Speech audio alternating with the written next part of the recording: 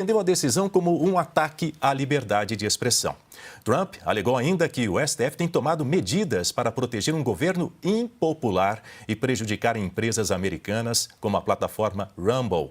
A carta enviada pelo presidente americano às autoridades brasileiras cita centenas de decisões secretas contra as plataformas dos Estados Unidos e diz que, caso o Brasil queira evitar as tarifas, terá que negociar. Mas, por enquanto, isso não vai acontecer, não. Na capital americana, Trump foi questionado se planeja conversar com o presidente Lula sobre o tema. Maybe at some point I'll talk to him. Right now I'm not. They're treating President Bolsonaro very unfairly. He's a good man. You know, I know him well. I negotiated with him. He was a very tough negotiator, and I can tell you he was a very honest man, and he loved the people of Brazil. He was a very tough guy to negotiate with. I shouldn't like him, because he was very tough in negotiation, but he was also very honest. And I know the honest ones, and I know the crooked ones. A tarifa de 50% está prevista para entrar em vigor a partir de 1º de agosto e ainda pode ser complementada com outras sanções. Alexandre Garcia, boa noite. Seja bem-vindo mais uma vez ao S Sem Filtro. É o que eu disse há pouco aqui, o interlocutor, na verdade, disse à Folha, né, Alexandre? O STF está silenciando a liberdade de expressão para proteger um governo impopular. Você concorda com isso? Concordo. Boa noite, Daniel. Ana Paula, muito obrigado pelas suas palavras no Instagram anteontem. Carlo Cauti, um prazer muito grande estar com você. Mas olha só, essa história de censura, de sancionar plataforma por causa de liberdade de expressão, isso é pedra de toque da democracia. Eu poderia dizer da democracia americana, não, é da democracia. A democracia exige liberdade de expressão, até para a gente conhecer quem são os mentirosos, para a gente conhecer quem são os que odeiam, os odiosos. Por isso é preciso deixar que falem, para não nos surpreenderem. Né? Aí veja só a sinceridade de Trump, agora nessa declaração dele. Olha, Bolsonaro era um duro negociador. O que quer dizer isso? Bolsonaro sabia defender os interesses do Brasil. Não estava entregando interesses do Brasil para outros países, inclusive Estados Unidos. Né? Como a gente tem visto aqui, parece que os negócios com a China são sempre facilitados, lubrificados pelo atual governo, né? Que adora China, Irã, Hamas, Hezbollah, Houthis, Rússia versus Ucrânia, né? Assim como adora os ditadores caribenhos. Claro que isso faz mal para um americano que, desde criancinha, viveu em democracia, viveu em liberdade. Agora, uma vergonha para nós, a gente ficar dependendo, será que o Trump vai nos ajudar? Será que somos incapazes? Meu Deus do céu. Né? Os nossos representantes no Congresso Nacional, o que têm feito? Quantos são os que têm feito alguma coisa pelo país? Pela soberania do país, pela soberania, sobretudo, dos 213 milhões de pequenos tiranos, né, de tiranetes soberanos.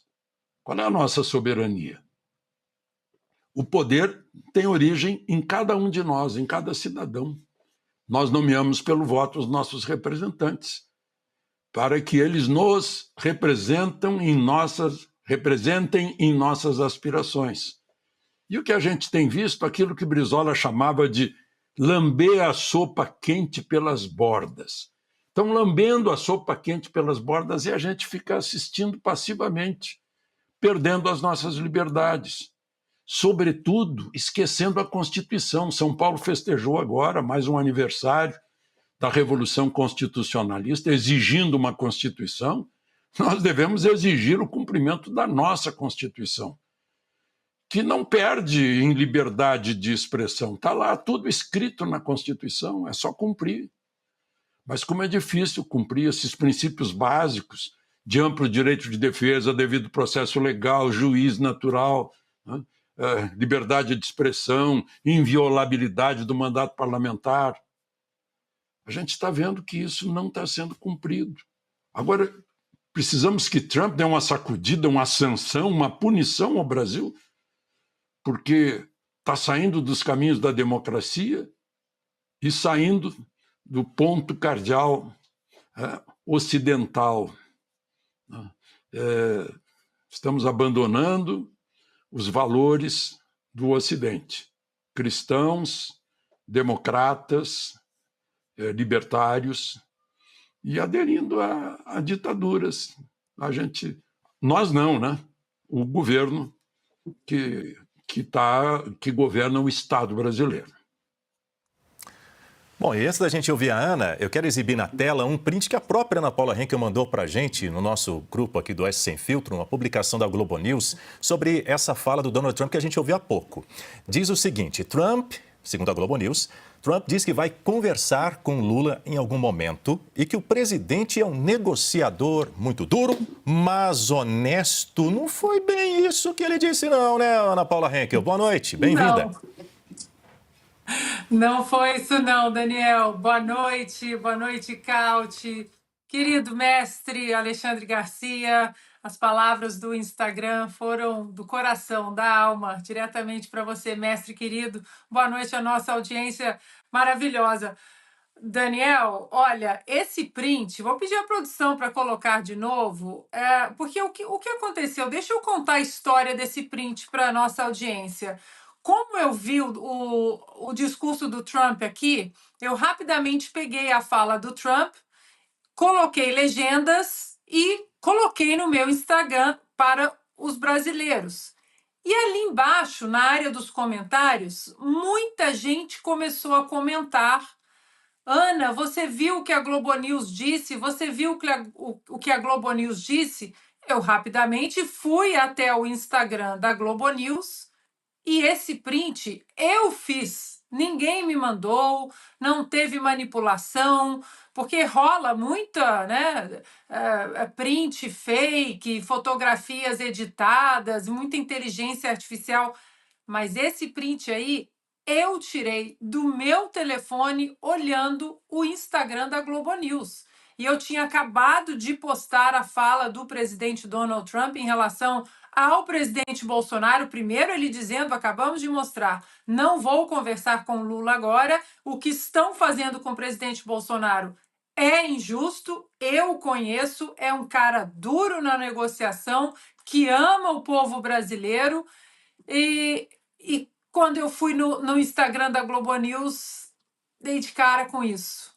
Inacreditável. Eu vi que agora eles já corrigiram, mas esse print aí está rodando. E tem muita gente dizendo que foi exatamente isso que o presidente Trump disse. Inclusive, já muita gente ligada à base governista no Brasil dizendo que o Trump já recuou, que o Trump está com medo do Lula. Veja só o Trump elogiando o Lula.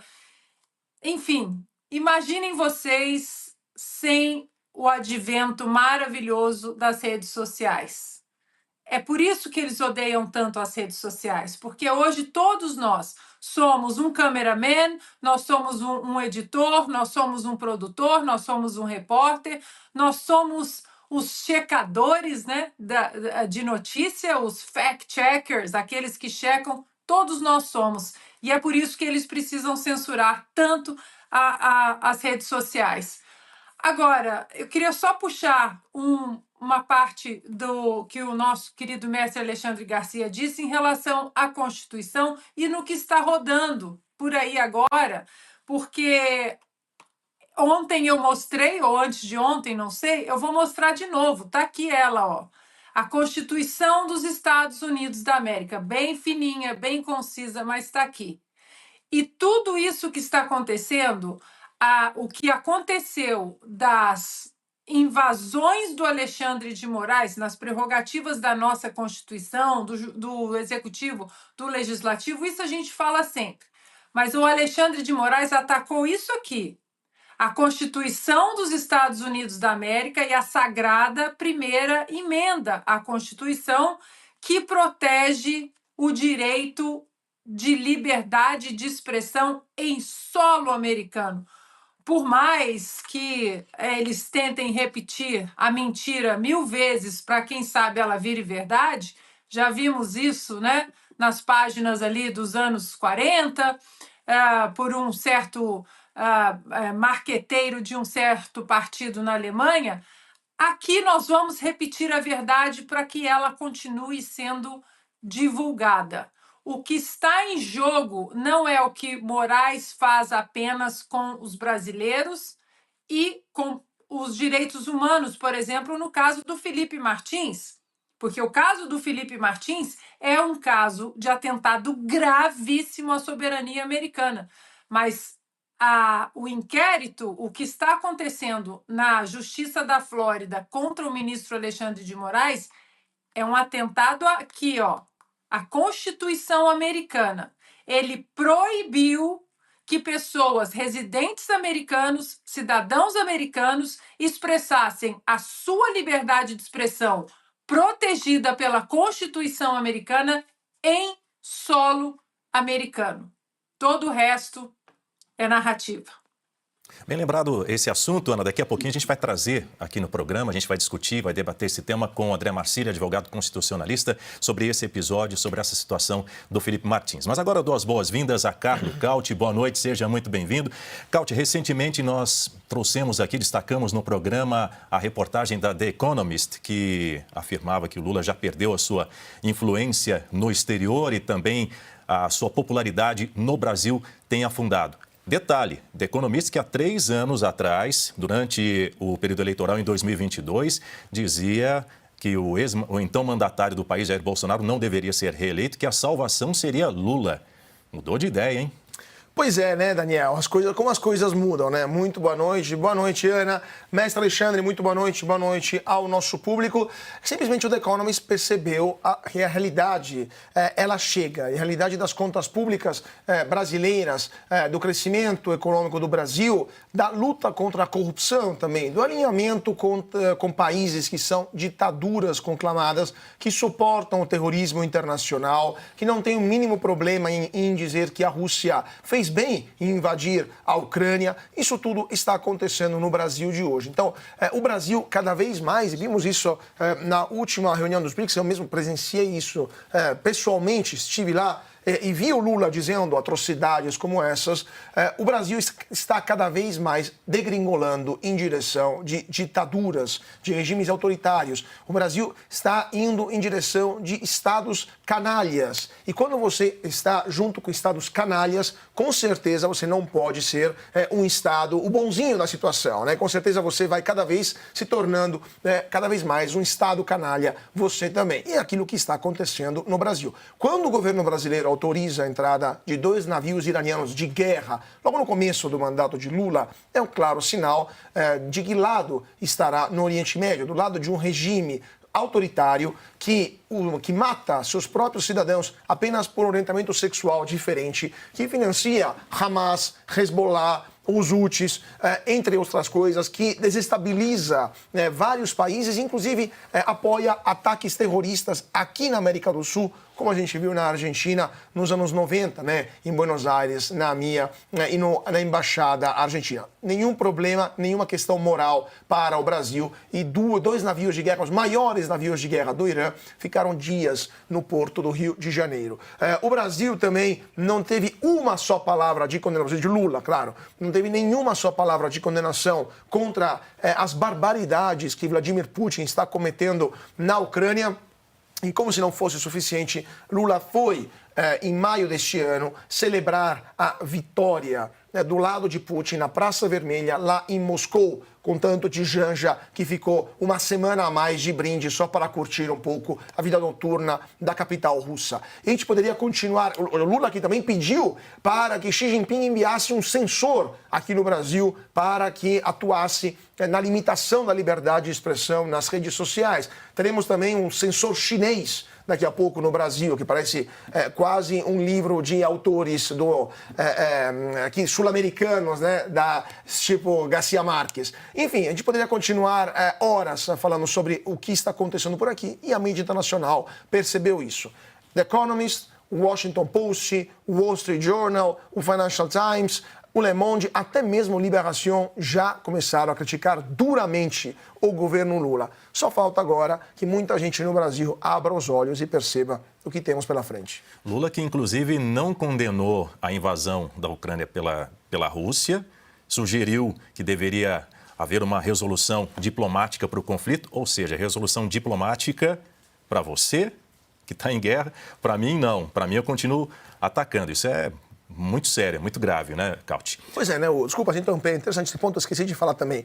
É tão vergonhoso aquilo que o governo está fazendo que durante o BRICS, o governo brasileiro soltou um vídeo mostrando mapas dos países membros dos BRICS, e no caso da Rússia, o mapa mostrava até os territórios ocupados na Ucrânia. Ou seja, o Brasil, de fato, isso foi publicado na conta oficial do governo brasileiro, não na conta da Janja, que não tem nenhum cargo oficial, na conta gov. Ou seja, todos nós no Brasil, basicamente, chancelamos a ocupação militar de um território da Ucrânia, que é proibido pelo artigo 1 da Carta da ONU. Claro que foi um escândalo diplomático e o governo foi obrigado a retirar do ar esse vídeo. Mas a vergonha que todos nós passamos por causa dessa incompetência e dessa má-fé da turma lá em Brasília e no Itamaraty, essa permanece. É o famoso print é eterno, né?